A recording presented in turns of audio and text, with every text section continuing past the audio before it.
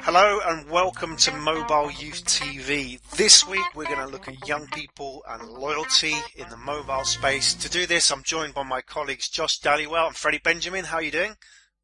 Very good, Graham. Doing well, thank you. Excellent. My name's Graham Brown. We were in Amsterdam just the other week working with a mobile client, running a workshop. The workshop was about young people and loyalty. And Josh, you seem to remember that there was a question raised there, which is pretty pertinent to the kind of research that we're doing at the moment. What did they ask? Yeah, sure, Graham. Obviously, when we're doing these kind of workshops and presentations, we tend to get quite a good cross-section of people who are specifically interested in youth. You know, we get people from marketing, branding, new product development, etc. We're in a room with about 30 people, and somebody at the back who'd been kind of sitting there quietly throughout the workshop kind of put his hand up and said, I've got a question here. I am responsible for new product development. The majority of, Graham, your presentation is focusing on loyalty and churn. Why is this relevant to me? And the context of that is that the majority of operators out there tend to have either a person who's a head of churn or loyalty who will have a number of people working specifically in that department whose job it is to either reduce churn or increase loyalty. So, this person's quite rightly, within his rights to ask, why is this important to my role in new product development? It's a great question to ask. And I think really what it identifies is where we've got to in mobile today with telecoms companies and how everything's very specialized and departmentalized. And, we're at a situation now where a department deals with churn, a department deals with acquisition and retention, a department will deal with marketing. And the challenge is being able to join up the dots to make sense of it all. And really in answer to that question raised by the gentleman in Amsterdam and really talking about how this is relevant to not just people in the loyalty or the retention department is churn is the mother of all costs. And what we mean by that is churn, loyalty is not a department. It touches everything within mobile. So if you're involved in product development, what I want to share with you today, and Freddie's going to bring in some ideas and some case study insights into how churn and loyalty touch product launch and product development. So you may think that's another department, but the important thing is, and what the smarter operators are doing, are understanding that really this single metric has a major impact on success or failure or very simple things within operators, like, for example, product launch. So let's start at the top. Let's look at, for example, what the difference is. You may have a high churn environment, so you have young people who are switching rapidly. You have a very mobile, in the sense that people are moving around a lot, customer base. That's a high churn environment. You may have a low churn environment where you have very stable customers. How is product launch different in these scenarios? Let's find out. To answer that question, we're going to bring in Freddie, who's going to talk a little bit about case study insights and some of the theory from the research that we've been doing on this subject area. Freddie, take it away. So talking about product launch, if you're launching your product in a very high churn environment, it is very likely that you will end up spending a lot of money in doing a lot of advertising campaigns, but not get successful hit rates. What usually happens in a high churn market is that the customers are not paying attention to your brand. So your customer acquisition costs increase. Then you spend more on above the line campaigns, which is mass marketing and alienates that core customer group. So basically what you're saying here is that in a high churn environment, you've got to spend more to get to launch a product with the same success rate as would a mobile operator in a low churn environment, right? Yes. And let's actually have a look at the mechanics of that. How does that actually happen? Okay, so we talk about the theory, but how does that actually take place? Why do low churn markets make it easier to launch products? Low churn market by default have fans of certain brands or products or services out there. And these fans go out and discover these products when they are launched. Then the fans go out and influence their friends and other customers. So the customer acquisition cost goes down. Brands can profile these fans and target their marketing towards these fans. Then activate these fans to go educate their customers in how to use the product. These fans do the marketing for the product and help the brand reach targets. So in a low churn environment, you've got more fans. What we're looking at here is earned media rather than paid media, isn't it? Of course, there is an element of advertising and marketing on the operator's behalf, but what happens is the product launch success owes a lot to this generation of earned media that the customers create. Whereas in a high churn environment, maybe you can take us through those 6 steps and how they play out when you have less attention from the customer. Definitely. So in a high churn market, it's difficult for a brand to get the attention of the customer because customers are always trying to see what else is there that they can switch to.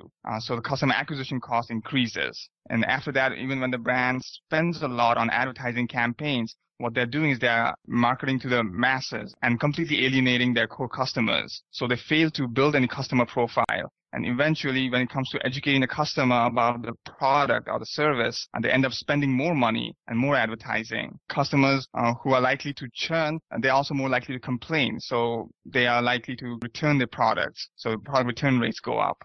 Very interesting. So basically what we're saying is that in a low churn environment, you get more product launch bang for your buck than you would in a high churn environment. How does that actually play out? So let's look at some examples from mobile and look at, let's say, a high churn mobile operator and a low churn mobile operator, and look at the options that they have presented to them in these different environments. Maybe you could give us a comparative case study, Freddie. Definitely, Graham. We'll look at Airtel in India first. Airtel has a churn rate of 6% in India right now. Over the last year, they have introduced a lot of discount schemes, and all of those have been introduced using mass media, a lot of above-the-line advertising. And going forward in the future, they're set to introduce 3G service in India by the end of the year. And for that, they have their brand ambassador and a full-blown above-the-line campaign. And that's pretty much what they have. It's an expensive way to launch a product. And now looking at Verizon in the United States, they have historically had a very low churn rate, somewhere around 1%. So Verizon has 1%, and 1% is pretty low by mobile standards. And that basically means that they have a very stable customer base. They haven't got this high switching rate like Airtel has. So maybe that offers up to them different avenues for launching a product. What does this mean that Verizon can do that Airtel can't do? Well, because of the low churn rate, Verizon has more loyal customers. And what Verizon has done successfully is that it has involved its existing loyal customers in its online community. So for the launch of its 4G service by the end of the year in the United States, what it has done is it has started a discussion forum in the community where it has invited customers to talk amongst themselves about the service. So people are asking what exactly is 4G and how is it different from 3G?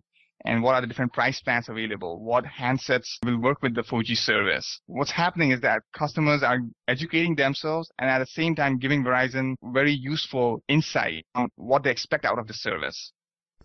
That's very interesting. So we have a situation where because Verizon has a lower churn rate, they can earn customer attention. Customers are willing to listen to them, and importantly, they're willing to educate each other. They can go out and then convert the masses, whereas with Airtel, they don't have that environment, so they have to buy customer attention. And Bollywood superstars don't come cheap, or sports celebrities don't come cheap in India, right? So this is going to cost them a lot of money. So in answer to the question, why is this relevant to me? It's all about the use of your product launch budget. You have a set budget to launch a product. How can you get the best bang for buck out of that? Well, in a low churn environment, we've demonstrated that your dollar goes sufficiently further than it would in a high churn environment. There's a couple of quick questions I've got here, which I'm sure that will arise from people who are listening to this. And the first one is, what is a low churn rate and what is a high churn rate? So if I'm an operator, I'm based in the UK, I'm in a in any kind of developed Western country, what is a low churn rate for me? You know, is there a market indicator which says this is what the average churn rate, youth churn rate is, and if you're below this, you're doing well, and if you're above this, you need to make improvements?